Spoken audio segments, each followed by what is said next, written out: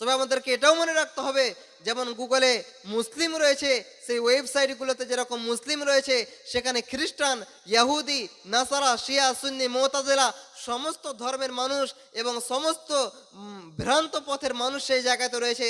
আপনি যখনই কোনো একটি বিষয় সার্চ করবেন, হয়তো হতে পারে যে সঠিকের জায়গায় বেঠিক জিনিসটা আপনি সেখান থেকে শিখবেন এবং সেটাই মানুষের সামনে প্রচার করবেন এবং আমল করবেন এবং নিজেকে গুনাহের পথে ঠেলে দেবেন।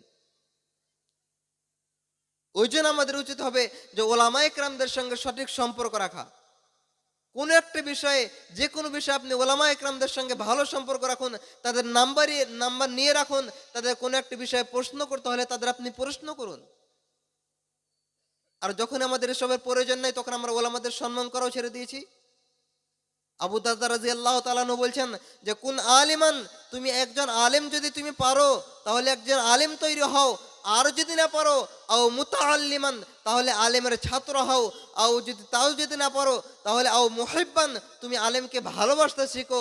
তুমি যদি আলেমের ছাত্র না হতে পারো তাহলে তুমি আলেমকে ভালোবাসো, আর সেটাও যদি না পারো তাও মুত্তাবিয়ান, তুমি আলেমের অনুসরণ করো। সেই যে কথাগুলো বলে, সেই যে কথাগুলো সঠিক বলে, সেই কথাগুলোকে তুমি মেনে চলো।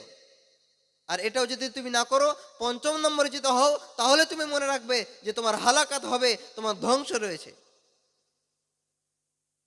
আমাদের এটা উচিত হবে যে ওলামা একরামদের সঙ্গে সঠিক সম্পর্ক রাখা। বিস্তারিত